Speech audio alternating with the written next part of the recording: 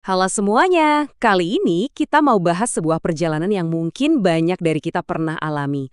Mengubah rasa takut sama air jadi sesuatu yang seru banget. Ini bukan cuma soal gimana caranya berenang loh, tapi tentang menaklukkan sebuah dunia baru. Yuk kita mulai. Coba deh, kita bayangin dari sudut pandang anak kecil. Buat kita orang dewasa, ini ya cuma kolam renang biasa. Tapi buat mereka, ini tuh bisa kelihatan seluas samudera. Dunia baru yang luas, misterius, dan ya kadang sedikit menakutkan. Makanya kita akan lihat ini sebagai sebuah cerita petualangan. Setiap petualangan hebat kan pasti ada panggilannya ya.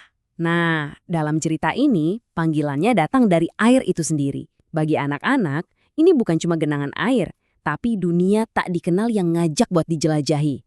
Karena itu, perkenalan pertamanya harus dibikin selembut dan sepositif mungkin. Oke, petualangannya dimulai. Kita masuk ke tahap paling awal, terjun perdana.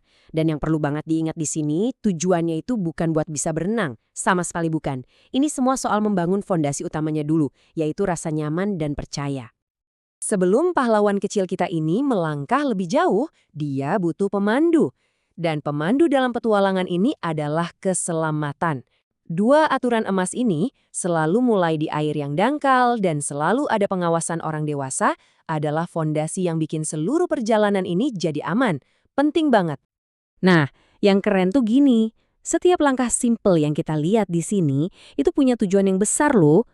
Langkah pertama, jalan di air, itu bukan cuma iseng, tapi buat melatih keseimbangan. Terus nyelupin tangan dan kaki, itu biar mereka kenalan sama rasanya air, pengalaman sensorik gitu. Ketiga, nyepratin air, ini mengubah interaksi jadi permainan seru. Dan keempat, meniup permukaan air, ini adalah latihan pertama yang krusial banget buat ngontrol nafas. Di tengah semua keseruan ini, ada satu mantra yang harus selalu diingat sama pahlawan kecil kita. Patuhi aturan keselamatan dan dengarkan instruksi. Inilah kunci yang memastikan petualangan mereka selalu berakhir dengan senyuman dan cerita seru. Oke, jadi pahlawan kita udah nyaman, udah mulai percaya. Terus selanjutnya apa? Nah, sekarang perjalanannya naik level. Kita beralih dari yang tadinya cuma kenalan sama air, sekarang jadi aktif membangun skill dan kepercayaan diri yang sesungguhnya. Dan cara terbaik buat ngelakuinnya? Tentu aja, lewat permainan. Nah, slide ini ngerangkum perjalanannya dengan pas banget. Di sebelah kiri, kita lihat fase pertama, aktivitas dasar.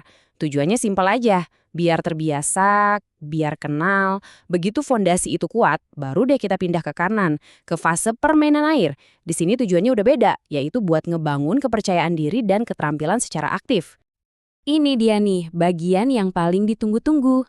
Anggap aja ini kayak hadiah atas keberanian si anak di awal tadi. Disinilah keseruan yang sebenarnya dimulai dan di mana pembelajaran yang lebih dalam itu terjadi secara alami, tanpa terasa. Yuk kita bedah permainannya. Setiap permainan ini punya tujuan tersembunyi loh. Main bola air itu ngelatih kerjasama dan koordinasi. Ngambil mainan di dalam air itu ngelatih keberanian dan konsentrasi.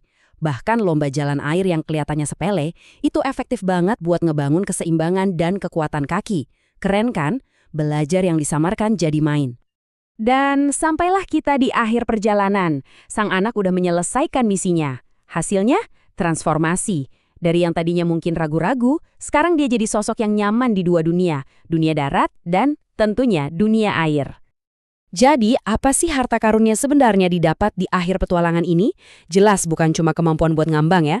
Harta karunnya adalah kepercayaan diri buat bergerak di lingkungan baru, kemampuan buat bermain bareng sama teman-temannya, dan yang paling penting, pemahaman mendalam tentang pentingnya keselamatan. Kalau ada satu pesan utama dari semua ini, inilah dia. Perjalanan ini bukan cuma soal belajar berenang. Ini tentang belajar menjadi berani. Aktivitas sesederhana memercikan air itu ternyata bisa jadi pelajaran pertama buat anak tentang menghadapi rasa takut, membangun keberanian, dan menemukan kalau di balik tantangan ada kegembiraan yang menunggu. Ini membawa kita ke sebuah pertanyaan penutup yang menarik.